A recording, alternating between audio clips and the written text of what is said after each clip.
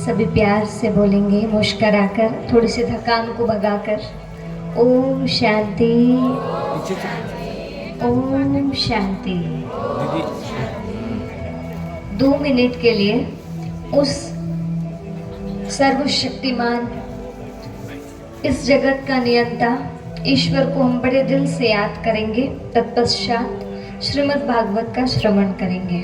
सभी ध्यानस्थ अवस्था में अपने नेत्रों को बंद कर लीजिए, अपने अंतर मन में प्रवेश कीजिए।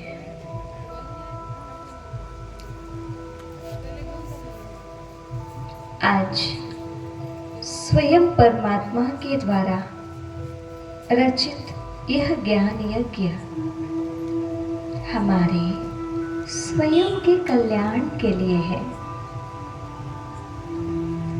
आज स्वयं परम पिता परमात्मा सर्वशक्तिमान हम सब पर असीम अनुकंपा बरसाते हुए जन जन के पापों से मुक्त होने के लिए यह ज्ञान यज्ञ स्थापित किया है।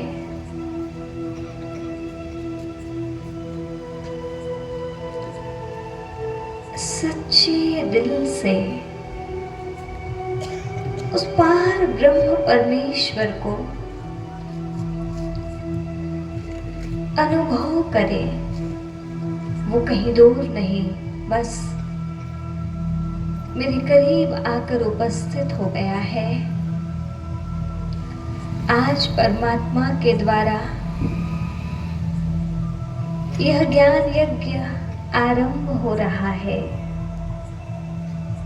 सामने उपस्थित इस माध्यम से आप जो भी श्रवण करेंगे, इसी भाव और श्रद्धा से करें कि साक्षात ईश्वर का यह कहना है, स्वयं परमात्मा कह रहे हैं, प्रभु आप जो कहेंगे हम सब कुछ करेंगे। कुछ समय के लिए शुद्ध शांत एकाग्र मन से अपने प्रभु को बुलाइए, उसका आह्वान करते रहें और इन गीत के सुंदर शब्दों को सुनें।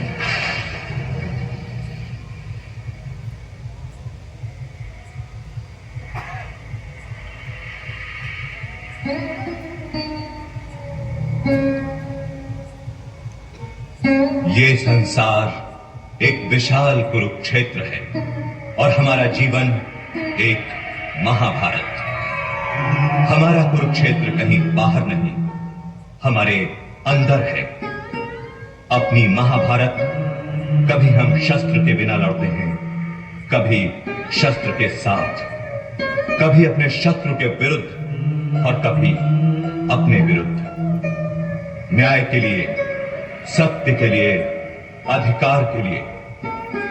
इस संघर्ष में हमारी सबसे बड़ी शक्ति हमारा विश्वास है, सबसे बड़ा शस्त्र हमारा कर्म है। तेरा कर्म ही तेरी विजय है, तेरी विजय है। दुनिया बनी है जब से गीता बोले सबसे, दुनिया बनी है जब से गीता बोले सबसे। तेरा कर्म ही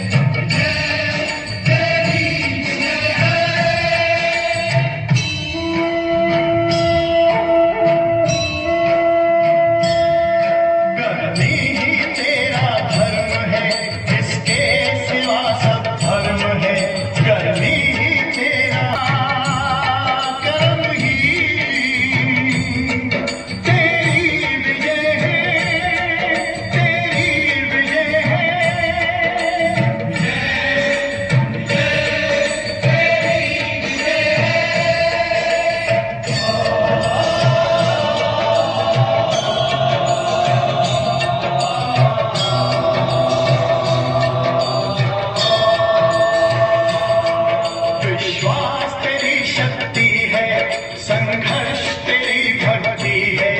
विश्वास तेरी शक्ति है, संघर्ष तेरी भक्ति है। तेरा कर्म ही तेरी विजय है, तेरी विजय है। दुनिया बनी है जब से, जीता छोड़े सबसे। दुनिया बनी है जब से, तेरा कर्म ही तेरी विजय है।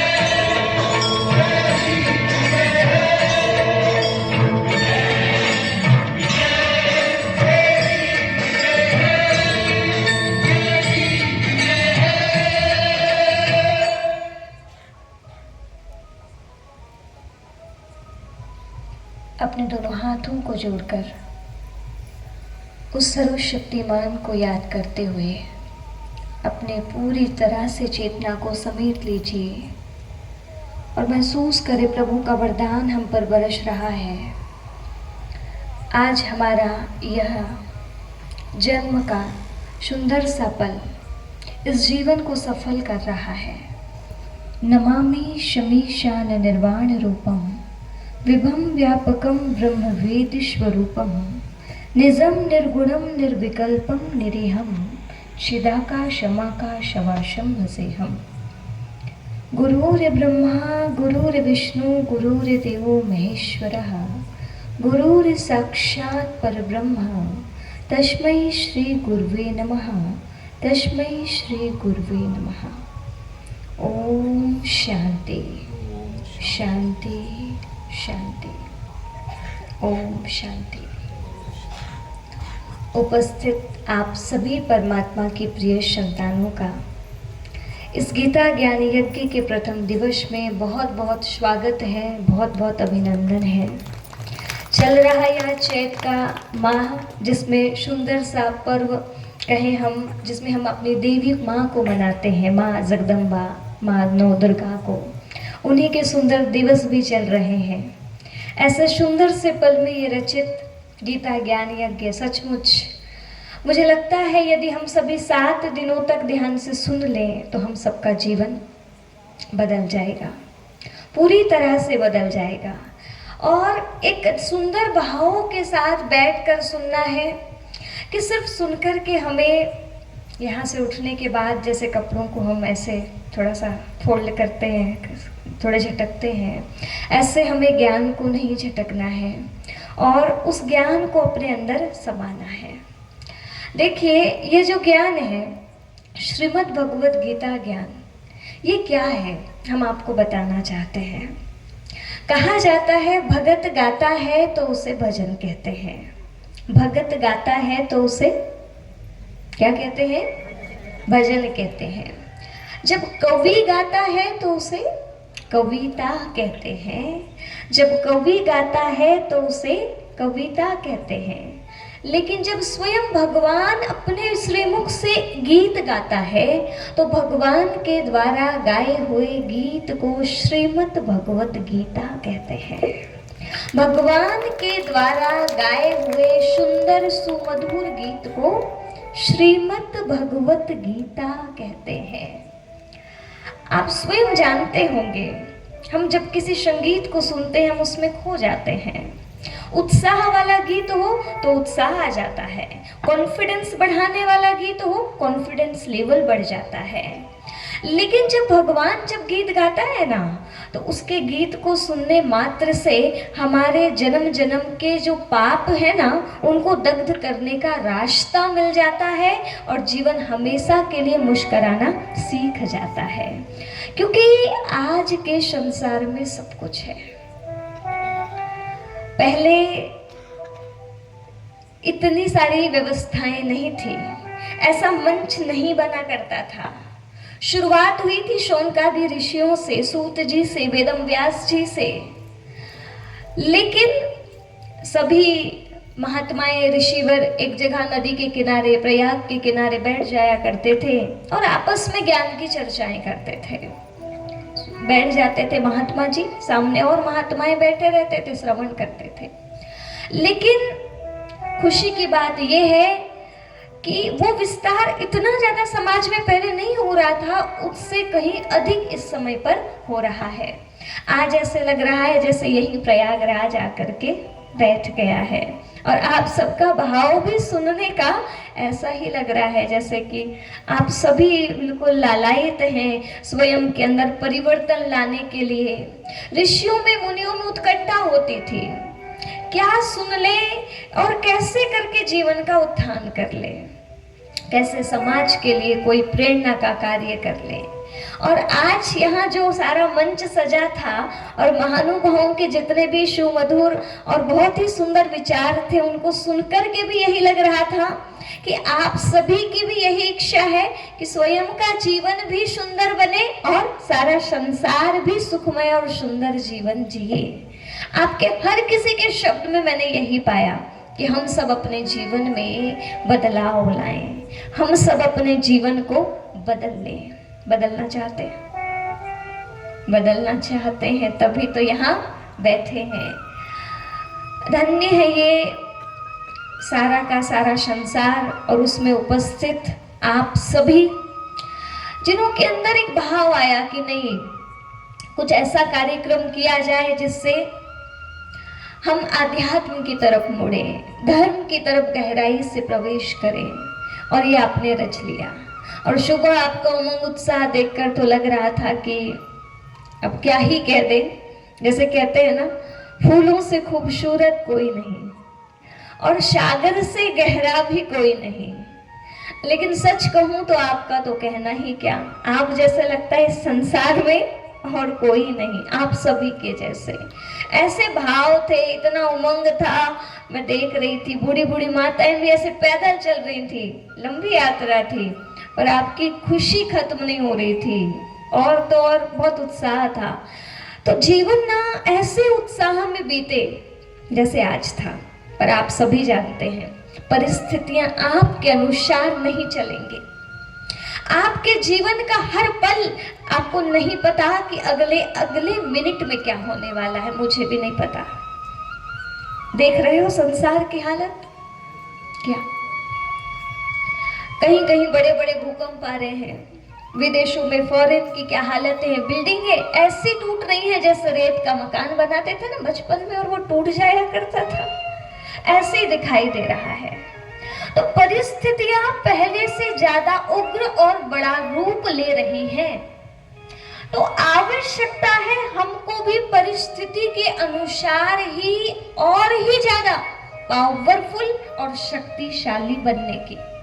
अब आप कहेंगे शक्तिशाली, तो क्या शरीर का वजन बढ़ाएं, शरीर की इम्यूनिटी पावर बढ़ाएं? मैं मना नहीं करती, खूब बढ़ाओ, लेकिन आपको पता होगा शरीर का बल तभी काम करता है जब अंदर मन का बल हो, आत्मा की शक्ति हो।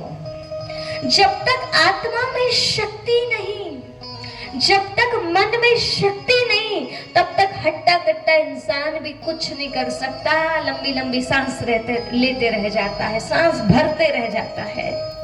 शायद इस बात से रूबरू होंगे आप सभी, हो है? तो मुझे लगता है कि अब हम सभी को ये ज्ञान जो है पहले स्वयं के लिए सुनना पड़ेगा। तुलसीदास जी ने रामचरितमानस रचा, किसके लिए? स्वांत सुखाए तुलसी रघुनाथ गाथा, स्वयं के सुख के लिए। पहले मुझे संतुष्टता, पहले मैं आत्मबल से शक्तिशाली बन जाऊं। आप बताइए, सिंपल सी बात है, आपके घर में सबके सब बीमार हैं, तो आपको भी उन्हीं की तरह बीमार हो जाना चाहिए क्या फिर आपको अपने आप को सुरक्षित रखना आना चाहिए? बोलो। आप यदि अपने आप को स्वस्थ और सुरक्षित रखेंगे, निस्संदेह आप घर के जितने भी बीमार हैं ना, उन सबकी अच्छे से सेवा कर सकेंगे, उनको भी स्वस्थ कर सकते हैं। डॉक्टर बुलाएंगे, अच्छे से दवाई खिलाएंगे, अच्छी जो जो विटामिन, जो भी भोजन में चीजें चाहिए वो आप खिलाएंगे। लेकिन आप कहें मेरे पति बीमार, मेरे बच्चे बीमार, मैं स्वस्थ रह के क्या करूं? मैं भी बीमार हो जाती हूँ, आप बताइए, क्या ये उचित है? नहीं। आज आपको बताना यही चाह रहे हैं हम कि ये जो संसार है ना, सारा का सारा दुख में, अशांति में बढ़ता जा रहा है, बढ़ता जा रहा है। अब हमको घर में एक को तो कम से कम में इतना पावरफुल बनना पड़ेगा जो सबका ध्यान रख सके। कार्यक्रम की शुरुआत में दीप प्रज्वलन हुआ, जलाया ना। यदि एक दीप भी जलता है तो प्रकाश हो जाता है, बुझी हुई सारी बातियों को जला देता है। ठीक उसी तरह हम अपने घर परिवार में एक भी यदि एक जगमगाता चमकता दीपक बन जाए ना, तो सचमुच में हमारा घर प्रकाश से प्रकाशित हो जाएगा। प्रकाश से प्रकाशित होना मतलब क्या? आपको बताना चाहते हैं हम कि बच्चे, पढ़ने वाले बच्चे टेंशन में, युवा आज के डिप्रेशन में, गांव की हालतें भी खराब होती जा रही हैं और शहरों की हालतों का तो कहना ही क्या। सबसे बड़ा ये जो देश है, युवाओं का देश कहलाने वाला भारत, जिस देश की महिमा पूरा विश्व गाता है, जो कभी विश्व गुरु हुआ करता था, लेकिन आज इसी देश के युवा डिप्रेशन के शिकार हो रहे हैं। उसका कारण आध्यात्म का जीवन में न होना, उसका कारण धर्म से विहीन होकर के मोबाइल की तरफ, उन दृश्यों की तरफ अग्रसर होना, जिससे मनोबल घट रहा है, जिससे व्यक्ति उच्चतम स्थिति को प्राप्त नहीं कर रहा है। मन, बुद्धि, संस्कार सब कुछ नीचे के तल पे बहना शुरू हो चुके हैं। ये ज्ञान यज्ञ, जिसमें आपको मैं थोड़ी देर के लिए महाभारत की कथा भी सुनाऊंगी, पर महाभारत की कथा सुनाने का तात्पर्य ये नहीं होगा कि मैं आपको बताऊं कि सुनिए, एक था हस्तिनापुर जहां पे 100 कौरव थे और 5 पांडव थे। दोनों भाइयों के आपस में, पांडव कौरव भाई भाई, उनकी संतानें हैं 100 और 5, इनके बीच में आपस में हुई लड़ाई। फिर भगवान आए और आके दिया गीता का ज्ञान। सिर्फ इतना नहीं बताना चाहते हो, क्या ही कर लेंगे, वो 5 भाई थे, वो 100 भाई थे। इसके पीछे अर्थ को समझना पड़ेगा हमें कि कहीं वो महाभारत आज वर्तमान में घटित तो नहीं हो रही है। और सचमुच में यदि हम गहराई में जाकर के देखेंगे तो हमें दिखाई देगा कि आसुरी प्रवृत्तियां, कौरव जैसी प्रवृत्तियां कहीं बाहर नहीं, हमारे अपने अंदर है। पांडव जैसी प्रवृत्तियां कहीं बाहर, ऐसे 5 लोगों को मत ढूंढना, वो अच्छी प्रवृत्तियां भी अंदर है। ये ज्ञान यज्ञ उन प्रवृत्तियों को निकालने के लिए है। अच्छी प्रवृत्ति जीवन में बनी रहे और दुष्प्रवृत्ति का हमेशा हमेशा के लिए इस जीवन से टाटा बाय बाय हो जाए। संत शुक्रात जी हुए, उन्होंने कहा जीवन में सुखों की तलाश है, शांति की तलाश है, इसका एक ही आधार है। हम मनुष्यों के जीवन में, हम, आप सब कौन है? पक्का ना? 2 ही पैर से चलते हैं। हम सब मनुष्यों के जीवन में यदि हम सुख और शांति पाना चाहते हैं तो हमें अपने अंदर सद्गुणों को लाना होगा। किन्हें लाना होगा? जीवन में सुख और शांति का आधार सद्गुण है। जीवन में दुख और अशांति का आधार अवगुण है। किए गए विकर्म है, पाप कर्म है। झूठ बोलने वाला व्यक्ति की हालत देखा है आपने? हाँ, पसीना पसीना हो जाता है जब झूठ सच के सामने आता है। सही बात है। हाँ, ब्लड प्रेशर लो और हाई आजकल काफी हो रहा है। इसका बहुत बड़ा कारण है, जिस तरह से हमें चलना चाहिए उस तरह से हम चलते नहीं हैं। बार बार टेंशन लेते हैं, बहुत ज्यादा सोचते रहते हैं। क्यों? क्योंकि हमें भगवान में विश्वास बचा ही नहीं। हमें तो लगता है हम ही सब कुछ करते हैं। याद रखना, श्रीमद् भगवद गीता कहती है, हे मानव, तो ऐसे कर्म कर जिससे तेरा जीवन खुशहाल बन जाए, फूलों की तरह खुशबूदार मुस्कुराता हुआ, ना कि लटका हुआ। जीवन को गुनगुनाते हुए जी लो या फिर मच्छर की तरह गुनगुनाते हुए जी लो। गुनगुनाना ठीक है या गुनगुनाना? जो रोने रोते हैं ना, क्या बताएं, ये टेंशन है, ये चिंता है, ये है। आइए जी भागवत सुनने के लिए। नहीं नहीं बहन जी, टाइम कहाँ है, अभी तो हमको बहुत सारा काम धंधा करना है। हम आते ही शाम रात को, हमको 10 बजता है काम से आने में, दुकान से। करते रहिए। जीवन भर आपका जीवन चला जाएगा, आपके कार्य खत्म होने वाले नहीं है। थोड़ा सोचो, जिस दिन आप वहां जाओगे तो क्या लेके जाओगे?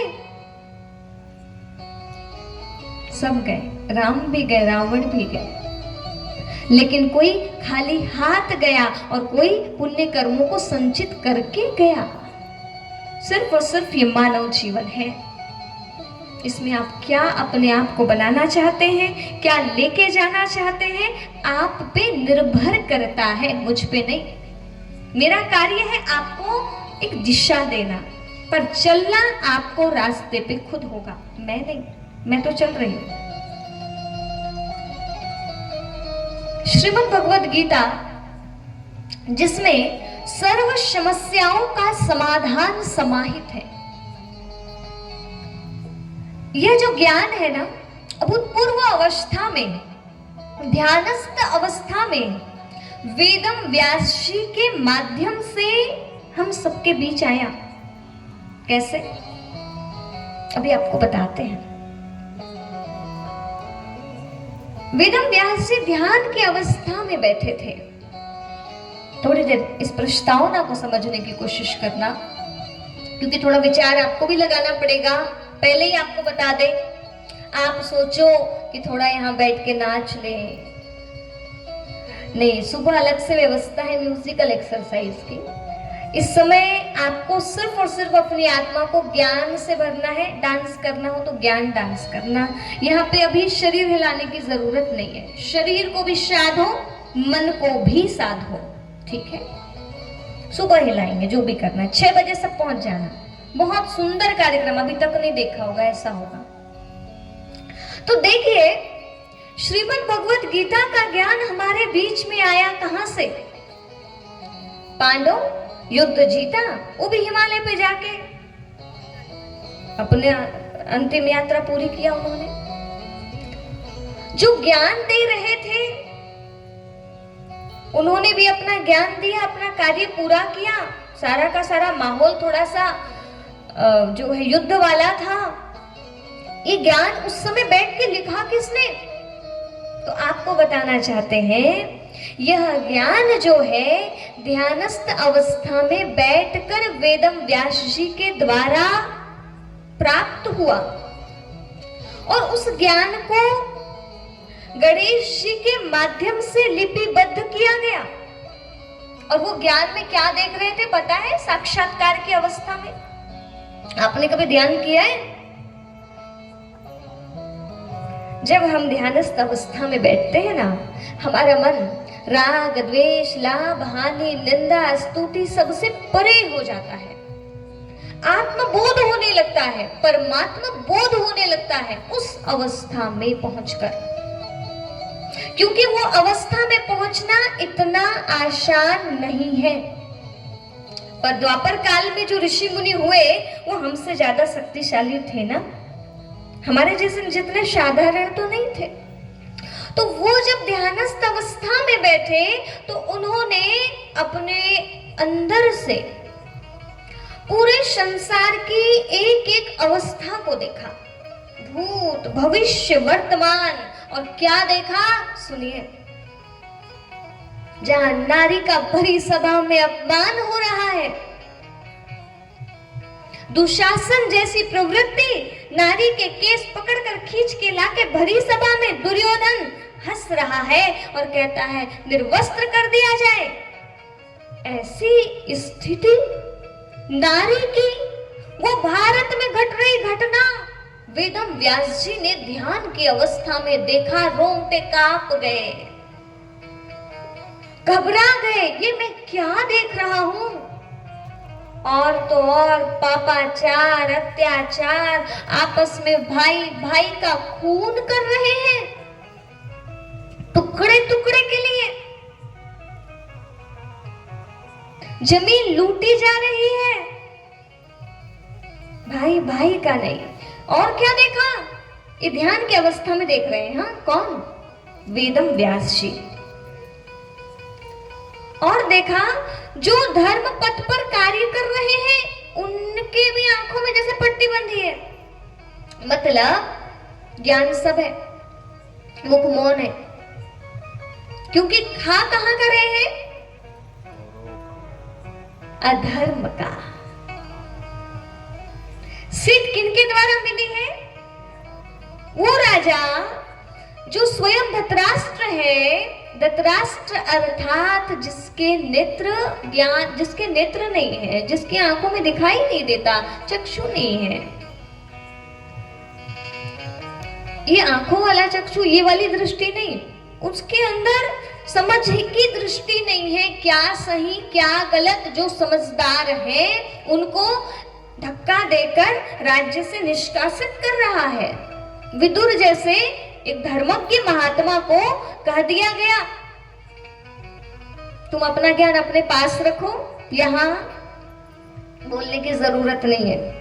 वहां पे ऐसी स्थिति देखी जा रही है जहां गुरु द्रोण है, जहां भीष्म पितामह है, लेकिन ये कुछ नहीं कह रहे, चुपचाप बैठे हैं, जैसे मुंह में ताला लग गया है। अर्थात ऐसा समय देख रहे हैं जिसमें सबको दिख रहा है कि गलत हो रहा है, ऐसा नहीं होना चाहिए, फिर भी कुछ बोल नहीं पा रहे हैं, आवाज नहीं उठा पा रहे हैं। तब ऐसे समय पर महाभारत घटित होती है। और देखा कि वो महाभारी विनाशकारी दृश्य जिसमें टुकड़े टुकड़े के लिए मर गए, मिट गए, खून खराबा हो रहा है, और ये ज्ञान प्राप्त कर रहे थे ब्रह्मा जी के द्वारा। ब्रह्मदेव से कहा, मुझे तो अब इस संसार में जीने का भी मन नहीं कर रहा, ऐसा संसार होने वाला है, ये देख रहे थे वो, ऐसी घटना घटने वाली है। तो ब्रह्मदेव ने कहा, हाँ ये घटेगा। तो बोले, हम तो ऐसे में नहीं रह सकते। तो ब्रह्मदेव ने कहा, ऋषिवर तुम्हें जो मैंने यह ज्ञान दिया है ना, ये तुम्हें दिख जाए और तुम इस संसार में ना रहो इसलिए नहीं दिया है। ये ज्ञान जन जन तक पहुंचाओ ताकि लोग ऐसी गड़बड़ी ना करें, इससे सीख ले लें। बहुत शुरुआत में एक महाभारत चलती थी जिसमें एक काल का चक्र घूमता था और उसमें एक संगीत बजता था। क्या बजता था पता है? सीख ले ले, किसकी? पुराने से सीख ले और अपने भविष्य को अच्छा बना ले। ये कथा है स्वार्थ से परमार्थ की, स्वार्थ की परमार्थ की। उसमें ये बताया जा रहा था और वो कह रहा था काल का पहिया कि मैं समय हूं और मैं बताता हूं कि शुरुआत में इस भारत की स्थिति कैसी थी और अब कैसी हो गई। आपस में दुर्योधन, दुशासन, ये वो सब लड़ रहे हैं। काल चक्र का पहिया घूमते घूमते घूमते घूमते मुझे तो ऐसा लगता है कि अब उसी महाभारत काल में आके खड़ा हो गया है। जो महाभारत हमने द्वापर युग में पढ़ा, लिखी गई, वो काल का पहिया वर्तमान की महाभारत में आके खड़ा हो गया। और अब देख लीजिए आप, जहां पर एक नारी द्रौपदी थी जिसका चीरहरण हो रहा था, आज पूरे संसार की हालत देखिएगा, सिर्फ भारत की देख लो, क्या क्या नहीं हो रहा है नारियों के साथ। नहीं हो रहा है ना, तो छोटी बच्चियां सुरक्षित हैं ना तो बड़ी बच्चियां सुरक्षित हैं। मतलब वो महाभारत काल यही दिखाई देता है। जो सीट पे बैठे हैं जिन्हें सही और गलत का आभास नहीं हो रहा है। धृतराष्ट्र राष्ट्र का जो नायक है, जो बैठा है, उसको सही गलत नहीं, वो पुत्र मोह में अंधा है। और आजकल के माता पिता भी बहुत ही कम हैं जो विदुर जैसे हो। बाकी कहा जाए तो सब अपने अपने के पीछे ही लगे पड़े हैं। मेरा बेटा, मेरी बेटी। बेटा ने थोड़ी धमकी दिया, डर गए। आजकल के बच्चे भी ऐसे देते रहते हैं। हमारी इच्छा पूरी नहीं किया ना, सुसाइड कर लेंगे। माँ बाप डर जाते हैं क्योंकि आज का जमाना बहुत ही खतरनाक चल रहा है। संतानें तो बहुत सारी हुई पर एक भी रंग और ढंग की नहीं। कलयुग में ऐसे बहुत सारे दिखाई देंगे जिनमें कोई रंग ढंग ज्यादा दिखाई नहीं देगा। धन का दुरुपयोग करने वाले, गलत अनुशासन ही नहीं है, हीन अनुशासनहीनता। तो ऐसे समय पे हम सभी को कहते हैं अहंकारों के बीच स्वयं के स्वाभिमान को जिंदा रखना होगा। भीड़ पड़ी हो सांपों की, वहां अब हमें स्वयं को शीतल चंदन सा बनना होगा। और रुदन घुटन की बातों से जीते नहीं जाते महाभारत। जीतनी है यदि महाभारत और रोकने हैं यदि चीर हरण, तो हम सभी को श्रीमद् भगवत ज्ञान यज्ञ का अभिनंदन करना होगा। अपने जीवन में इस ज्ञान को लाना होगा, क्योंकि समय परिवर्तन की तरफ आ पहुंचा है। ध्यानस्थ अवस्था में बैठे ऋषिवर ने सारा दृश्य देखा, वो अवस्था जिसमें उनका देह भान समाप्त हो गया है, उच्चतल अवस्था जहां उनकी चेतना इधर आकर पहुंच गई है, सहस्त्रार चक्र में। और देखिए, आपको बताना चाहते हैं, हम सभी मनुष्य हैं और चेतनाओं के 7 तल हैं, जिसको 7 चक्र कहा गया। और जब हमारे विचार ऊपर से नीचे मूलाधार चक्र की तरफ आ जाते हैं, व्यक्ति का जीवन पशुवत हो जाता है। लेकिन यदि हमारा चिंतन उच्चता का होने लगता है, विचार जन कल्याण का, विश्व कल्याण का, स्व कल्याण का, उसकी चेतना का स्तर ऊपर आना शुरू हो जाता है। तो अपनी चेतना को उठाना होगा। अब साधारणता से ये संसार चलने वाला नहीं है, क्योंकि महाभारत काल आंखों से दिखाई दे रहा है। आपको नहीं दिखाई दे रहा? दिख रहा है। ये श्रीमद् भगवद गीता का जो ज्ञान है, वो सबसे पहले देखा वेदम व्यास जी ने। उसके पश्चात वेदव्यास जी उस ज्ञान को प्राप्त करने के बाद सोचते हैं, इतना सुंदर ज्ञान यदि जन कल्याण में नहीं लगाया तो किस काम का। तो लेखक प्रदान किए गए ब्रह्मदेव के द्वारा, वो भी ऐसा व्यक्तित्व जिनका मस्तिष्क विशाल है, जिनके अंदर ज्ञान है, जिनके अंदर पवित्रता है, जिनकी बुद्धि विशाल है, वो हुए गणनायक। और उन्होंने लिपिबद्ध किया और फिर उसके बाद वह ज्ञान श्रुति कहलाया, डायरेक्ट सुना गया।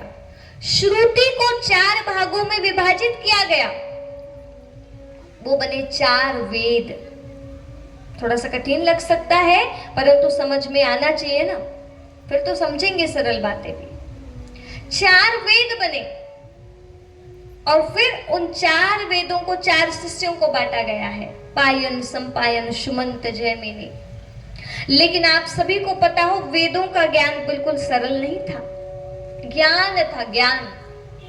लेकिन पता था ऋषि मुनियों को कि आगे मनुष्य की बुद्धि इतनी ज्यादा अच्छी नहीं बच पाएगी जो सीधा सीधा ज्ञान समझ पाए।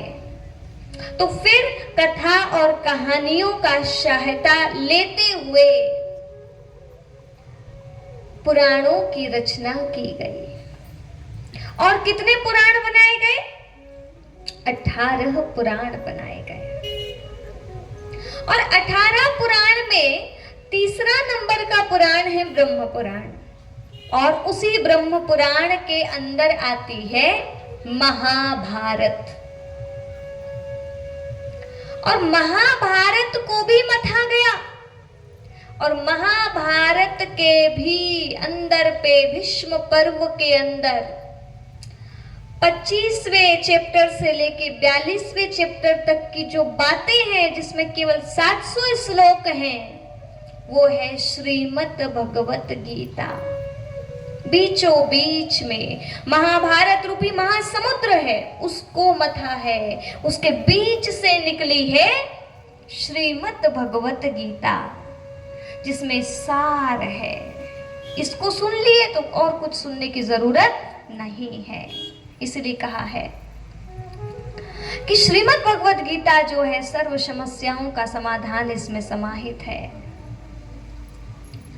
कि मन्ने शास्त्र विस्तरे गीता सुगीता कर्तव्या किमन्ने शास्त्र विस्तरे या स्वयं पद्नाभस्य मुखे पदाद्विनी श्रुतः। श्रीमद् भगवत गीता यदि सुन ली जाए तो किसी और दूसरे शास्त्र वेद में जाने की जरूरत बचती ही नहीं है, सबका सार आ जाता है। श्रीमद् भगवत गीता महाभारत के बीचों बीच में ऐसी जड़ी हुई है जैसे कि एक बड़ा सा नेकलेस होता है, हार होता है और बीच में सुंदर वाला फूल लगा देते हैं ना, माले बनाते हैं और बीच में एक प्यारा सा फूल को लटका देते हैं। बहुत सुंदर एक गोल्ड की माला बनती है, बीच में हीरा यदि हो तो उसको उसमें लगा दिया जाता है। उसी प्रकार बीचों बीच में श्रीमद् भगवत गीता को गढ़ दिया गया है, लगा दिया गया है ताकि इसकी सुंदरता हमेशा बनी रहे और वही सबसे ज्यादा प्रकाशवान है जो हमारे जीवन को पूरी तरह से बदलने का सामर्थ्य रखती है। वो श्रीमद् भगवत गीता का ज्ञान है जिसमें अर्जुन विषाद योग में चला गया था। अर्जुन को लगता है स्वजन समुदाय को मारने से तो ज्यादा अच्छा है खुद मर जाओ। वो अपने कर्म को नहीं कर पा रहा था, अपने धर्म से विमुख हो रहा था। उस समय भगवान ने उसको वो ज्ञान दिया था। ये भीष्म पर्व के अंदर समाहित श्रीमद् भगवत गीता जिसके लिए कहते हैं अष्टादशे पुराणानि नौ व्याकरणानि च निर्मत्ते चतुरो वेदान मुनीनां भारतम कृतम। गीता दधि निर्मत्ते भारतो दधि निर्मत्ते गीता निर्मते तस्य च सारमुद्धृतकृष्णेन अर्जुनस्य मुखे घृतम। 4 वेद 6 शास्त्र 18 पुराण को मंथन करने के बाद महाभारत निकल कर आई और महाभारत को भी उस माखन को दिखाया गया। कैसे प्राप्त किया गया? स्वयं श्री कृष्ण है ग्वाले और वह दुग्ध ले रहे हैं और अर्जुन रूपी जो बछड़ा है उसको स्वीकार कर रहा है। और वैष्णवी तंत्र सार नामक ग्रंथ में कहा गया सर्वोपनिषदो गाओ दुग्धा गोपाल नंदना पार्थो वत्स सुधीर भोक्ता दुखधाम गीता व्रतम महत्। जिस तरह गाय घास खाती है और सार दूध देती है, उसी तरह यदि पूरे देवी देवताओं को धर्म शास्त्र को सबको यदि एक गाय में समाहित कर दिया जाए और यदि उसका दूध निकाला जाए तो सारे शास्त्र के मंथन के बाद जो सार निकलेगा वो होगी श्रीमद् भगवत गीता।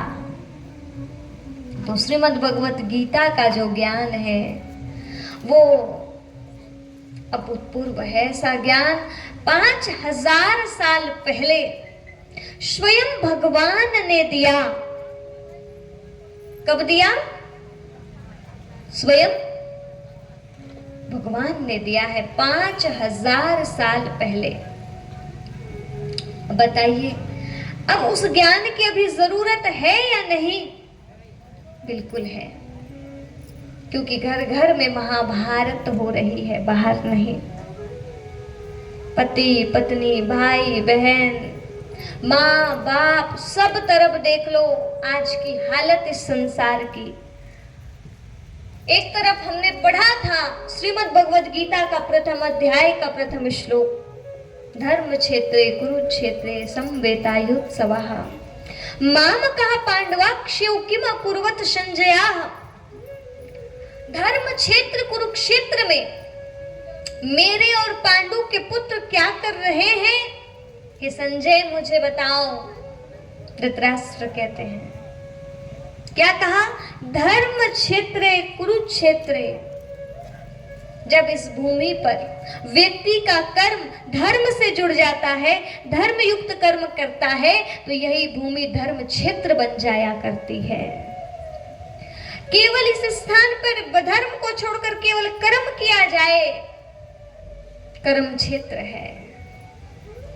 लेकिन कर्म में भी यदि बहुत ज्यादा गिरावट हो जाए तो फिर ये युद्ध क्षेत्र बन जाता है। हरियाणा प्रदेश का छोटा सा स्थान कुरुक्षेत्र सिर्फ वहां की कथा नहीं, मुझे लगता है आज सारा विश्व ही महाभारत का रण बन गया है। सारा विश्व। हम सब क्या करें? भारत में जन्मे हैं ना, हम सबका कुछ धर्म बनता है, हम सबका कुछ कर्म बनता है। इस देश की माटी में जन्मे हो, यहाँ का अन्न खाते हो, यहाँ की हवा लेते हो, तो हमारी रिस्पॉन्सिबिलिटी है, हमारी जिम्मेवारी है कि हम अपने भारत को पुनः वही स्थान बना दें जैसा वो पहले था। कैसा था? ये देव स्थान था। नहीं तो हम सबको इसका दंड चुकाना पड़ेगा। स्वतंत्रता संग्रामियों ने अपनी जान गंवाकर, लहू बहाकर देश को स्वतंत्र किया और हमको खुली फिजाओं में रहने की स्वतंत्रता मिली। अभी तो यहां पर कोई फॉरेनर आकर के आपको गोली नहीं मार रहा है ना? लेकिन अब आपका क्या कर्म बनता है इस देश के लिए, अब आप बताइए। खाओ और सो नहीं। मनुष्य बन के पैदा हुए हैं तो ये सत्संग मनुष्य के लिए ही है, क्योंकि सत्संग से ही व्यक्ति का जीवन परिवर्तित होता है। ज्ञान के बिना व्यक्ति के अंदर समझ नहीं बढ़ सकती है। ना ही ज्ञानेन सदृशं पवित्रमिह विद्यते तत् स्वयं योग संसिद्धाः कालेन आत्मानि विन्दन्ति। ज्ञान की तरह कोई पवित्र नहीं जो आत्मा को पवित्र कर सके, आपको पवित्र कर सके, मुझे पवित्र कर सके। अग्नि वस्तुओं को पवित्र कर देती है, जल में स्नान करो तो वस्तुएं पवित्र हो जाती हैं, लेकिन मन को और आत्मा को पवित्र और शुद्ध करने के लिए केवल और केवल ज्ञान है, सिर्फ और सिर्फ ज्ञान है। तो समझदार बनकर ज्ञान को सुनो। सुनना नहीं, समाहित करना है। आपको पता हो पांडव और कौरव में एक बहुत बड़ा एक अंतर था, बहुत सारे अंतर नहीं थे। क्या सुनना? हाँ, अपने काम की बात है, हाँ, किसी की नहीं है। आपको पता हो जब अपने कोई काम की बात भी नहीं चलती ना, किसी और की भी चलती, तो ऐसे कान लगा के सुनते हैं, वो कहीं मेरे बारे में तो नहीं बोल रही है ना? ऐसे लगता है। वो दीवार के पास में जाके कान लगा लेते हैं कई लोग, मेरी निंदा तो नहीं कर रही है, रिश्तेदार आए हैं उनके सामने। तो अब आप बताइए, जब आपको ऐसा लगता है कि मेरी चर्चा तो नहीं हो रही है, आप अपने कान लगा लेते हैं। तो यहाँ तो खुलेआम आपकी ही चर्चा हो रही है, तो आपका ध्यान कहाँ रहना चाहिए? यही रहना चाहिए ना, आत्मा की, खुद की। आपको बताएंगे अगले अभी 7 दिनों तक ये चलेगा ना, हर चीजों का बोध कराएंगे। तो देखिए, आत्मा जो है वो परमात्मा की है, और आत्मा ने ऐसे कई जन्म जन्म लिया है, और आज संस्कार हमारे कुछ कौरव जैसे हैं, कुछ पांडव जैसे हैं, पर पांडव और कौरव में एक विशेष अंतर है। क्या? कौरव जो थे ना वो कभी सुनना पसंद नहीं करते थे, और पांडव जो थे ना उनके अंदर एक ही अंतर था, वो कहते थे हाँ बताओ, हम आप जो कहोगे वही करेंगे, बताओ। पांडव की एक खासियत कि वो भगवान की शरण में आके बैठ जाते थे, बताओ ना केशव समझ में नहीं आ रहा है क्या करें। और कौरव की एक सबसे बड़ी मिसिंग, उनको लेना ही देना नहीं है केशव से, वो क्या बताएगा। उन्होंने अपना गाइडेंस देने वाला शकुनी को चुना। वो बोलते जाता था भांजे, हाँ बोलो बोलो मामा श्री, आपकी बातें बस जमती हैं हमको। जो व्यक्ति के अंदर जैसे संस्कार होते हैं ना, उसका बैठने वाला, उसके दोस्त, उसका सर्कल वैसे ही रहता है। उसे कृष्ण की बातें समझ नहीं आती थी, शकुनी की बातें समझ में आती थी। बहुत मायने रखता है कि आप अपने जीवन का पथ प्रदर्शक किससे चुनते हैं।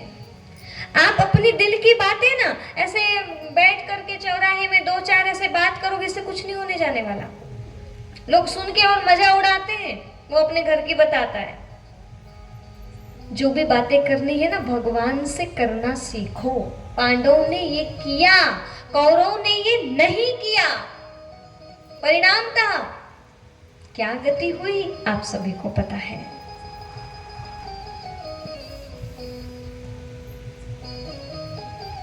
दुर्योधन कहता था जानामि धर्म नाचामि प्रवृत्ति, जानामि अधर्म नाचामि निवृत्ति, केने अपि देवेन हृदय स्थितेन यथा नियुक्तो अस्मि तथा करोमि। मैं जानता हूं कि धर्म क्या है, धर्म में कल्याण है, पर मैं धर्म की शरण में जा नहीं सकता। मैं जानता हूं कि अधर्म क्या है, मुझे पता है, पर मैं अधर्म को छोड़ नहीं सकता। ऐसे लगता है कि मेरे अंदर कोई ऐसा बैठा है, वो मुझे प्रेर रहा है कि तू ना लेफ्टी दिशा में बह जा, मतलब तू बुरी दिशा में चल, मत करो वाला काम। कई लोग कहते पता है शराब नहीं पीना चाहिए,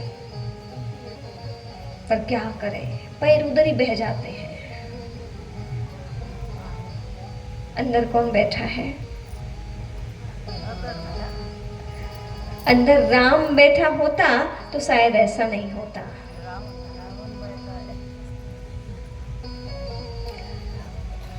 ज्ञान की बातें अंदर से बैठी होती, थोड़ा थोड़ा सुधार आते जाता, शायद ऐसा नहीं होता। ईश्वर से जुड़े होते शक्ति मिलती, वो आदतें छूट जाती हैं। छोड़ना नहीं पड़ता, छोड़ना नहीं पड़ता। परिवर्तन, हम जैसे अच्छाई का संग करते हैं तो बुराई चली जाती है। दीप जला दो, अंधकार को भगाना नहीं पड़ता, अंधकार स्वतः ही बोलो समाप्त हो जाता है। अंधकार को भगाने के लिए डांटने की, लकड़ी पकड़ करके भगाने की जरूरत नहीं है, केवल एक दीप जलाना है। ठीक उसी तरह अपने अज्ञान अंधकार को समाप्त करने के लिए परेशान होने की आवश्यकता नहीं है, केवल ज्ञान का दीप जलाना है, बस इतना सही कार्य है। तो 5 थे पांडव और 100 थे कौरव, और आज का संसार है वर्तमान की महाभारत। अब मैं आपसे पूछूं, इस संसार में अच्छे लोग कितने प्रतिशत हैं? 100%। कितने? 5। अब मैं पूछूं, इस संसार में अच्छाई का राज्य चल रहा है कि बुराई का? बुराई का। हाँ, गद्दी पर कौन बैठे हैं? युवराज कौन बने हैं? बुराई वाले। महाभारत, महाभारत इधर उधर नहीं सोचना। नहीं तो होता क्या है, ज्ञान सुनते तो है पर वो उधर कोरिलेट करते हैं। हाँ नहीं, इधर उधर नहीं जाओ, अपने तरफ आओ बस, नहीं तो गड़बड़ हो जाएगा, यही महाभारत खड़ी हो जाएगी। आए तो थे परिवर्तन करने के लिए, लेकिन यदि आप शब्द को सुनते जाएंगे और दूसरों को टारगेट करोगे ना, तो गए काम से आपके कोई काम की नहीं रही। ये महाभारत, ये गीता ज्ञान, ये खुद के लिए है,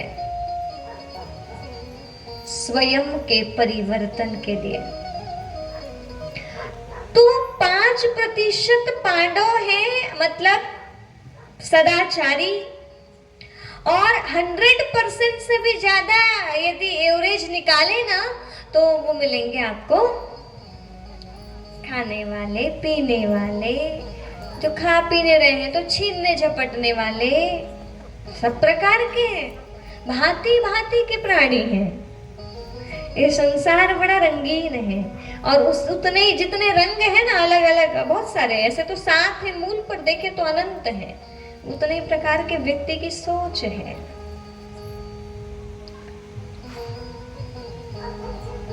परमात्मा का साथ लेने वाले घबरा सकता है, हो सकता है थोड़ा सा थोड़ी देर के लिए उसे लग जाए, लेकिन जीत उसकी ही होगी, जीत उसकी ही होगी। आप सबने ईश्वर का हाथ थामा है? किस किसने थामा है?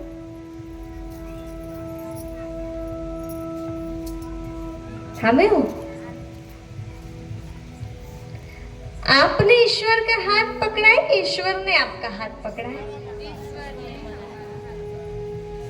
बड़े चतुर हैं आप तो, मतलब अच्छे से बदलते भी आता है अपने आप को। हाँ, बदलाव जरूरी है, एक लिख चलता नहीं, बदले हर पल रंग, वही सफलता पाएगा जो चले समय के संग। अच्छा है, बदलाव जरूरी है। तो भगवान का हाथ पकड़े हो तो पकड़े रखना, पर हर दिन प्रभु से कहना, प्रभु हम छोटे बच्चे हैं, कोई भरोसा नहीं, इसलिए आप कस के पकड़ के रखना, आप कस के पकड़ के रखना, ठीक है? महाभारत नहीं लगेगा, जीवन मजा आसान हो जाएगा। रामायण है प्रयोग शास्त्र, श्रीमद् भगवत गीता है योग शास्त्र। दोनों की जरूरत है। ज्ञान है गीता में, और रामायण में है प्रयोग शास्त्र। प्रयोग डायरेक्ट हर चीज दिखाया गया है। इधर तो ये दिखाया है आपस में भाई ने लड़े हैं और खून खराबा हुआ है, लेकिन रामायण में दिखाया है आपस में भाई गद्दी के लिए, एक कहता तू रख ले, एक कहता तू रख ले।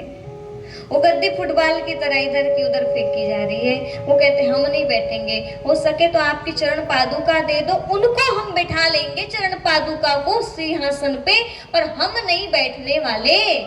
और महाभारत कब घटित हुई? जब दूसरों की जमीन जायदाद और हिस्सा को भी कहने लगे लाओ हम ही को दो। इधर हो गए खींचने वाले और उधर उधर हो गए ढकेलने वाले। खींचे तो महाभारत, ढकेले इधर, अरे आप इसके ये नहीं चाहिए, केवल आपका आशीर्वाद चाहिए भ्राताश्री। वहां हो गई रामायण। बहुत सुंदर उसमें एक प्रसंग है केवट का।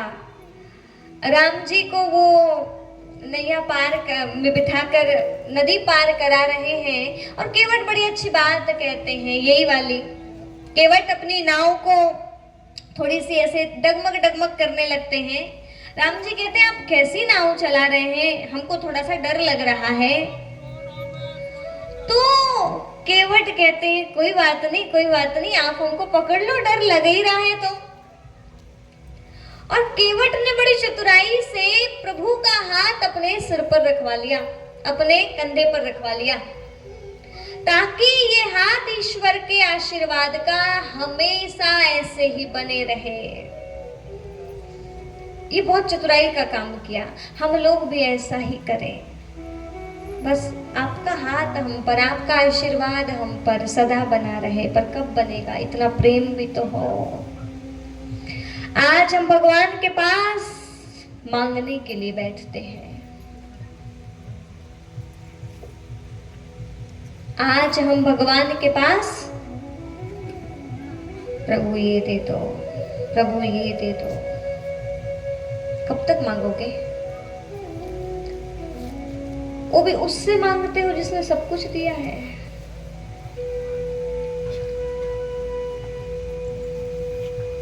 ईश्वर के हो जाओ, खुद लाके दे देगा। आपको मांगना भी नहीं पड़ेगा। आपको मांगने की भी जरूरत नहीं है। मांगना है तो केवल प्रभु से प्रभु को मांगना है। इस चतुराई का परिचय दिया है अर्जुन ने। किसने? हाँ, अर्जुन ने। अर्जुन युद्ध होने वाला है और सभी को सहायता की जरूरत है और परमात्मा के पास सहायता के लिए आते हैं। कृष्ण जी को दिखाया भगवान स्वरूपा, आराम से लेटे हुए हैं। अर्जुन जो है और दुर्योधन पहुंचा, वो भी पहुंचा भगवान के पास मांगने के लिए। अर्जुन भी पहुंचा सहायता मांगने के लिए, दोनों पहुंचे। दुर्योधन पहुंचा है अभिमान लेके, और कहां बैठता है जाके पता है? हम युवराज हैं, हम चरणों में कैसे बैठेंगे? उस चीज की तरफ बैठा। अर्जुन आया है, नम्र स्वभावी है, वो पांव की तरफ जाके बैठ गया। ये अपने काम की चीज है, इसलिए ध्यान से सुनना। जीवन में कभी भी अभिमान ना हो। ये तन किसी का है दिया, ये धन किसी का है दिया। ये सोच रहे हो ना जिससे, ये मन भी है किसी का दिया। देने वाले ने दिया है अपनी शान से, पर लेने वाला कह उठा मेरा है अभिमान से। ये अभिमान, दुर्योधन के अंदर अभिमान है। और अभिमानी दुर्योधन आके शीश की तरफ, अभिमान का प्रतीक है, अकड़ गया है, बहुत ज्यादा अभिमान है। और प्रभु की दृष्टि कभी भी ना तो पद वालों पे जाती, ना पोजीशन वालों पे जाती, ना पैसा वालों पे जाती, ना रुतबा वाले पे जाती, ना तो जितने भी है ना अच्छे पहुंचे हुए पे नहीं जाती। पहुंचना कोई बड़ी बात नहीं है, लेकिन यदि उसके अंदर नम्र भाव है, दिल साफ है, उनके ऊपर सबसे पहले प्रभु की नजर जाती है। जिसका दिल साफ है। तो अर्जुन का चित्त जो है साफ है, आया है, नम्र है, पांव की तरफ बैठा है। प्रभु ने कहा बोलो अर्जुन कैसे आना हुआ? अर्जुन बस कहने ही वाले हैं, प्रभु आपको तो पता है ना हम क्यों आए हैं, इतना बड़ा महाभारत युद्ध।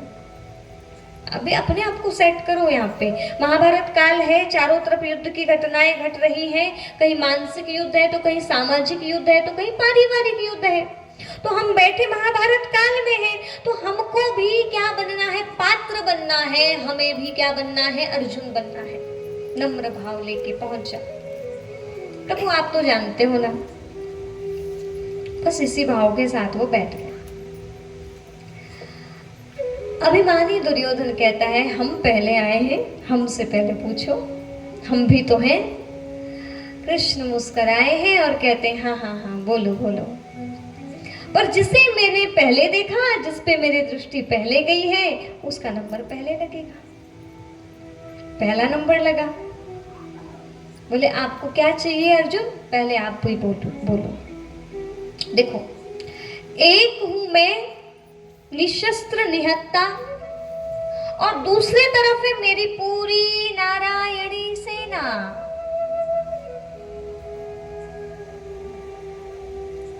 क्या मांगते हो? मांग लो। अब फैसला तुम्हारे हाथों में है। अर्जुन ने बड़ा सुंदर फैसला लिया। बोले एक तरफ प्रभु है और एक तरफ है पूरी नारायणी सेना, एक तरफ संसार और एक तरफ करतार। क्या लेना है ले लो। अर्जुन ने अदम्य साहस का परिचय दिया। संसार को छोड़ भगवान को चुना। कहा मैं क्या ही करूंगा इतनी सारी सेना का, मुझे नहीं लेना कुछ भी, मुझे तो प्रभु आप चाहिए। कौन से प्रभु चाहिए? जो प्रभु कह रहे हैं कि देखो बेटा, हम ना युद्ध में ना तो शस्त्र उठाएंगे ना तो अस्त्र उठाएंगे, हम जाएंगे तो भी निहत्थे, हम कोई आपकी मदद करने वाले नहीं हैं। तो भी इतना भरोसा है अर्जुन को कि अर्जुन कहता है कि नहीं, हमें सिर्फ आप चाहिए। तभी दुर्योधन मन ही मन मुस्काया और उसका अभिमान और ज्यादा बढ़ाया, अभिमान को थोड़ा और बढ़ाया। अभिमान बढ़ाकर मुस्कुराकर आई दुर्योधन की बारी। दुर्योधन कहता है प्रभु केशव, देखो चाहत तो मेरी भी तुम्हें ही पाने की है। थोड़ा सा सुनना ध्यान से।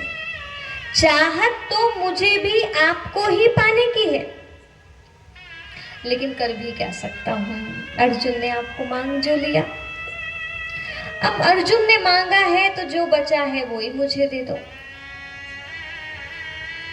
ये भाव नहीं है, ये दिखावटी बोल है दुर्योधन के।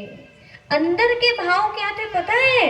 अंदर ही अंदर खुश हो रहा था। अच्छा ही हुआ, बहुत अच्छा हुआ जो इन्होंने निहत्थे को मांग लिया।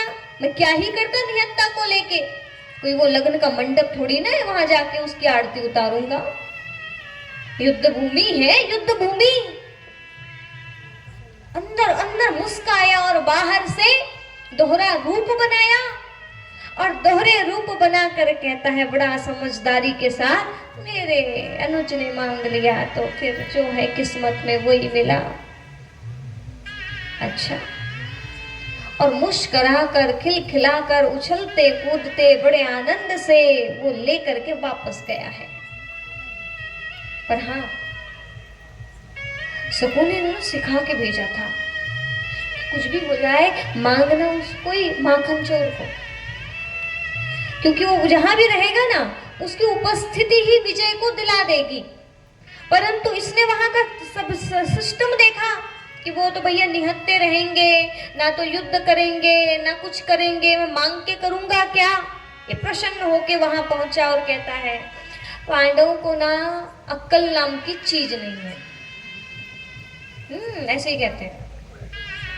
इधर पे यदि कोई भगवान के ज्ञान में चलने लगा, थोड़ा सुबह सुबह स्नान ध्यान करने लगा, थोड़ा सा ज्ञान की तरफ अपना बढ़ा लिया, इनको तो कोई अक्कल ही नहीं है, इनको तो कोई अक्कल ही नहीं है। ये जो कहने वाले होते हैं ना, समझना कि इनके अंदर से कौन बोल रहा है।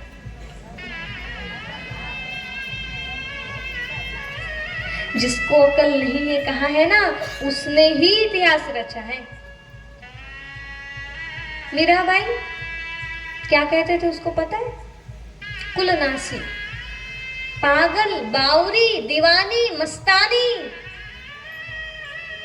बहुत अत्याचार हुए, बहुत सितम हुए। याद रखना, प्रभु का हाथ पकड़ा है ना, प्रभु के डगर पे चल रहे हो ना, परीक्षाएं आएंगी, लेकिन डगमग मत होना। दुर्योधन जैसों को बहुत मजा आएगा। जो हंसता है ना, समझ लेना अभी अपनी परीक्षा की घड़ी चल रही है। तो अभिमानी दुर्योधन कहता है ये इनके अंदर अक्ल नाम की चीज नहीं, कम अक्ल है। मौका भी मिला, मौका भी मिला, चौका नहीं मारे। मारना चाहिए था। पहली बारी मिली थी अर्जुन को, क्या मांग लिया है? बिना हाथ बिना शस्त्र वाला। हम तो भैया नारायणी सेना मांगे। खुश होके शकुनी को बताता है, हाँ भाई अच्छा किया। आज के संसार में भी ना ऐसा ही होता है। जो भगवान भगवान करते कहते हैं सब ऐसे ही है। थोड़ा सा धन दौलत भी चाहिए, माया भी चाहिए, पैसा रुपया भी चाहिए, ये भी चाहिए, वो भी चाहिए, संसार की सारी सुविधा चाहिए। उनको कहते हैं हाँ भाई ये है अच्छी चीज। तो जितनी भी चीजें हैं ना संसार की, जो सुख भोग की हैं, ये समझ लो ईश्वर के द्वारा प्रदत्त है। ये आप चीजें ले लो नारायणी सेना के अंतर्गत, सारे सुख सुविधाएं। नारायण एक तरफ और नारायणी सेना एक तरफ। जो मांगोगे वो मिलेगा। आप संसार के सुख मांगोगे, संसार के सुख मिलेंगे। आप केवल भगवान को मांगोगे, आपको वो भी मिलेगा। और मांगने का बल चाहिए, सामर्थ्य चाहिए। हर कोई तो नहीं मांग सकता। पर परीक्षा तो भगवान भी लेना नहीं छोड़ते। परमात्मा भी स्वयं, अब हम ईश्वर की तरफ आते हैं ना, तो वो भी थोड़ा सा देखते हैं कि सचमुच में इन्होंने मुझे अपना बनाया है, तो इसके अंदर है या नहीं है मुझे हमेशा बनाए रखने की योग्यता। तो अर्जुन ने लिया है श्री कृष्ण को और दुर्योधन ने लिया है नारायणी सेना। उसके पश्चात अर्जुन की होती है परीक्षा। सबके जीवन में परीक्षा आएगी। अर्जुन की हुई परीक्षा। अर्जुन को फिर से बोले थे, 2 बार बोले थे कि अर्जुन सोच समझ के मांगो। अर्जुन बोले नहीं, हमने जो मांग लिया तो मांग लिया। कॉन्फिडेंट बहुत है, प्रभु आप मतलब सब कुछ। बोले अर्जुन हार तेरी निश्चित है, तू रहेगा हरदम उदास। हार तेरी निश्चित है, तू रहेगा हरदम उदास। माखन दुर्योधन ले गया, अब छाछ बची है तेरे पास। बोले अर्जुन तेरे हाथ कुछ नहीं लगा। माखन कौन ले गया? तेरे हाथ क्या लगी? माखन और छाछ का अंतर जानते हो ना? ठीक है। आपके पास ऐसा कुछ क्षण आता है, भगवान भी आपकी ऐसी परीक्षा लेता तो आप क्या ही करते बताओ? भगवान भी खुद परीक्षा लेने लगे तो बहुत सारे तो ऐसे सर को नीचे ही कर लेते, पूरा मनोबल खत्म हो जाता। भगवान स्वयं कह रहा है मेरी हार हो रही है, कोई बात नहीं। लेकिन जिसने अपना ही अंदर से बना लिया है ना, उसको नहीं होती टेंशन। वो कहता है मेरी हार में तेरी हार, मेरी हार नहीं होने वाली। किसकी होगी? आपकी होगी, आपकी। क्योंकि कहेंगे इनके साथ तो ये थे भगवान। देख लो आप, मेरी जीत में आपकी जीत, मेरी हार में आपकी हार, मैं नहीं होने वाला उदास। सीधे बोल दिया मुस्कुराकर। बड़े प्यारे शब्दों में कहते हैं जीत मेरी निश्चित है, विजय मेरी निश्चित है, ये दास न होगा उदास। मैं नहीं होने वाला उदास। मैं माखन लेकर क्या करूं? क्या बोले? विजय मेरी निश्चित है, ये दास ना होगा उदास। मैं माखन लेकर क्या करूं जब माखन चोर है मेरे पास। माखन चोर खुद मेरे पास है। जब वो ही आप ही मेरे पास हो तो मुझे माखन के पीछे भागने की जरूरत? माखन चोर जो सामने हो तो वो माखन खुद लाके देगा, खिलाएगा भी और खाएगा भी। भूखे रहने वाला नहीं है। इतना विश्वास यदि हम सबके जहन में, हम सबके चित्त में ईश्वर के प्रति स्थित हो जाए ना, तो सच कहूं बहुत जल्द जिस क्षण ये विश्वास पैदा हो जाए उसी क्षण हमारा जीवन बदल जाएगा। और हम इतने सारों के अंदर पैदा हो जाए ना इतना विश्वास, तो ये गांव तो क्या कहते हैं, स्वर्णिम गांव बन जाएगा। यहीं से सतयुग की शुरुआत होगी। सतयुग है ना जो, हाँ, उसकी शुरुआत यहीं से होगी। लग भी रहा है ऐसा देख करके, तो बहुत से लोग तो ऐसा लग रहा है कि हाँ करेंगे, कुछ तो करते भी हैं। और थोड़ा सा परिवर्तन, और थोड़ी सी शुद्धता, और थोड़ा प्यार और बढ़ाइए, क्योंकि दिख रहा है ना संसार, महाभारत युद्ध सामने खड़ा है। कुछ नहीं बचेगा जी, आपका भी शरीर नहीं बचेगा, बुरे करने वालों का भी नहीं बचेगा, याद रखना। आपका भी धन नहीं बचेगा, उनका भी नहीं बचेगा। पर इस जीवन में जीते जी आपने कितना अपना जीवन में एक ईश्वर को अपना संग बनाकर जिया है, वो बस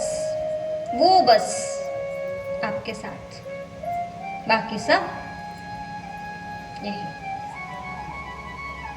नाम रह जाता है, फलाने थे, है ना, पर शरीर तो चला जाता है। तो गहराई से चिंतन करते हुए पूर्ण परिवर्तन के लिए कि नहीं, अब हमें पूर्ण रूपेण अर्जुन ही बनना है।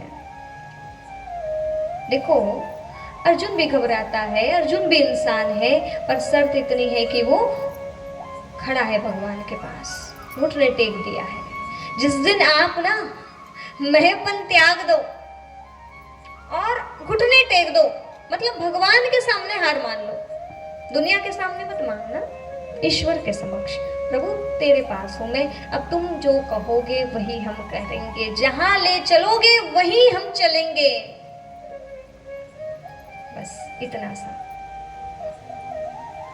तो फिर मजा आएगा, आनंद आएगा, जीवन पूरी तरह से परिवर्तित हो जाएगा, बदल जाएगा। तो महाभारत हमें कह रही है कि चुनाव हो अर्जुन की तरह। अर्जुन है सर्वश्रेष्ठ धनुर्धारी, लेकिन वहां पे एक और भी पात्र है जो कर्ण है, वो भी पांडवों के अग्रज है ना। लेकिन जिन्होंने विजय यात्रा की बात करें तो सारे के सारे विश्व में अनेक राजाओं को परास्त कर दिया है, जीत लिया है। लेकिन जब जब उनका सामना अर्जुन के साथ होता है तो उनको हमेशा हार का स्वाद ही चखना पड़ता है। क्यों?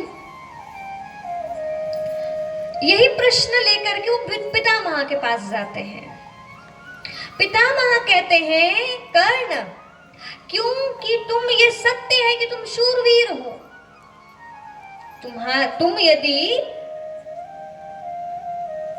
कर्ण तुम धर्म पक्ष पे चलना शुरू कर दो ना, तो तुम्हारे सामने अर्जुन भी कुछ नहीं है। लेकिन प्रॉब्लम ये है कि तुम अधर्म की छाया तले हो। योग्यता है, गुण है, सामर्थ्य है, शूरवीरता है, योग्यता है, लेकिन उसका इस्तेमाल किस तरफ हो रहा है? अधर्म को साथ दे रहा है, अधर्म को बढ़ावा दे रहा है। तो समझ लीजिए वो शूरवीरता आपकी, वो योग्यता आपकी, वो बल आपका, वो टैलेंट आपका किसी काम का नहीं है, जो अधर्म की छाया तले है। बुद्धि है, दुनिया में एक से बढ़ के एक बुद्धिमान लोग हैं, लेकिन यदि उस बुद्धि का इस्तेमाल अधर्म को बढ़ावा देने में किया जाएगा तो याद रखना आपकी गति भी क्या होगी। यदि उस बुद्धि नहीं भी है, थोड़ी बहुत भी है, लेकिन वो धर्म की शरण में है ना, वो सेफ है, बचा बचाया। वैसे बहुत ज्यादा दिमाग, बहुत ज्यादा बुद्धि ये दुनिया में चाहिए, परमात्मा को तो केवल दिल चाहिए। शांत, शुद्ध, पवित्र हृदय, निर्मल मंजन सो मोहि पावा, मोहि कपट छल चित्र न भावा। जिसका मन निर्मल है ना, साफ है ना, पवित्र है ना, वो मुझे बहुत बहुत अच्छा लगता है, ये स्वयं ईश्वर कहते हैं। आप देखो कि आप अपने आप को क्या बना रहे हो और कितना बना रहे हो, क्या चाहते हैं हम अपने जीवन के लिए। अर्जुन बने कर्ण नहीं, अधर्म की छाया को छोड़ दे, धर्म के पथ पर चले, धर्म स्वधर्म आत्मधर्म। पता है हमें, अच्छे कर्म करना ये मानव धर्म है, परोपकार करना, औरों का हित करना ये मानव धर्म है, गिरतों को उठाना मानव धर्म है, खुद भी गिरना नहीं। सामने वाला खड्डे में गिर रहा है, हम भी उनको देखकर गिर जाएं, ये मानवता नहीं है। मानवता ये है कि जो सामने वाला गिर रहा है आप उसको उठा लीजिए। सामने वाला अधर्म पथ पर चल रहा है, यदि आपसे हो सके तो थोड़ा सा उसको धर्म के तरफ लेके आ जाइए। नहीं हो सक रहा है तो स्वयं को बचा के रखिए, इतना तो करिए कम से कम। अब वो उसको नहीं संभल रहा है, उसको गड्ढे में जाना ही है, तो आप बस इतना करिए कि अपने आप को जाने मत दो, क्योंकि स्वयं का ही सुधार कर सकते हैं, दूसरों का तो इतना आसान नहीं है। जन्म देने वाली माँ जो 9 महीने तक गर्भ धारण करके एक बच्चा को अपने पास रखती है, लेकिन आपको पता है कि वो बच्चे भी अपनी माँ का कहना नहीं मानते, तो फिर किसी और को तो कहना ही क्या। लेकिन यदि कोई श्रद्धा विश्वास लेकर आपके करीब आए तो आपका फर्ज है कि आप उनको सत्य की तरफ लेके आए, ना कि असत्य की तरफ, ना कि अधर्म की तरफ। क्योंकि कहा गया है, चंदन है इस देश की माटी, चंदन है इस देश की माटी, तपोभूमि हर ग्राम है, हर ग्राम तपोभूमि। हर बाला देवी की प्रतिमा और बच्चा बच्चा राम है। ये कहाँ की महिमा है? यहाँ की महिमा है, इस माटी की महिमा है। ये वही भारत है जहाँ जिसके नाम से देश का नाम भारत पड़ा। पता तो होगा ही, जिसके कारण इस देश का नाम भारत पड़ा। वो भारत जिसके 9 संतानें थी। हम इसी भारतवर्ष के राजा की बात कर रहे हैं। राजा भरत जिसकी 9 संतानें थी, पर राजा ने देखा कि कोई भी संतान इतनी योग्य नहीं है कि निष्पक्षता के साथ पूरे साम्राज्य को अच्छे से संभाल सके। उन्होंने क्या किया पता है? उन्होंने योग्य किसी भारद्वाज गुरु के पुत्र, उनके जो श्रेष्ठ थे, उनको उन्होंने भूमन्यु को गद्दी पर बिठा दिया, 9 संतानों को नहीं बिठाया। बोले ये डिजर्व नहीं करते हैं, ये योग्य नहीं है।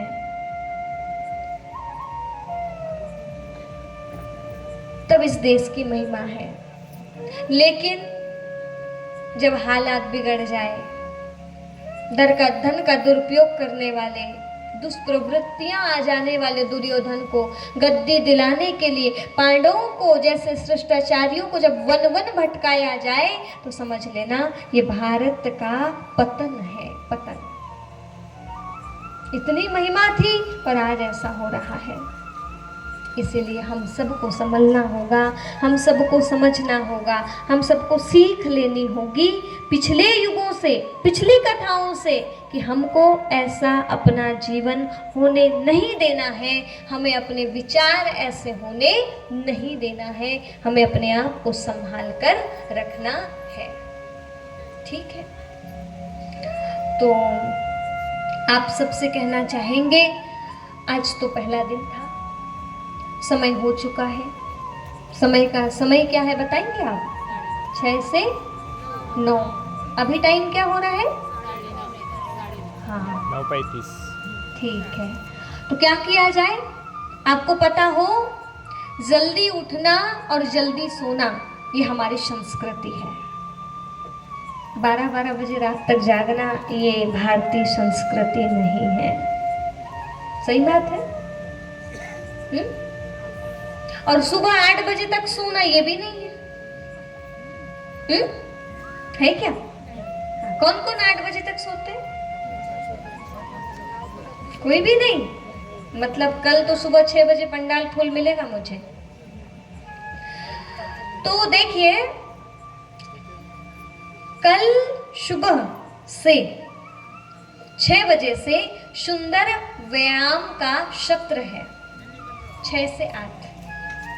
तो आपको सुबह भी आना है। गांव के तो सब आ सकते हो ना। उठना और एक्सरसाइज करने के लिए आ जाना, ठीक है। और अभी रात को अभी जाने के बाद खाली पी लिए कि नहीं? हाँ, तो वो वाला कार्य जल्दी करो और जल्दी सो, तब जाके जल्दी नींद खुलेगी। हम यदि यही अपने संस्कारों को बिगाड़ देंगे तो फिर सुधारेंगे कहाँ? यहीं बैठ के बिगाड़ने का काम हो जाएगा। तो यहाँ लंबा नहीं जगवा सकती मैं, क्योंकि मैं यहाँ बनाने के लिए बैठी हूँ, बिगाड़ने के लिए नहीं।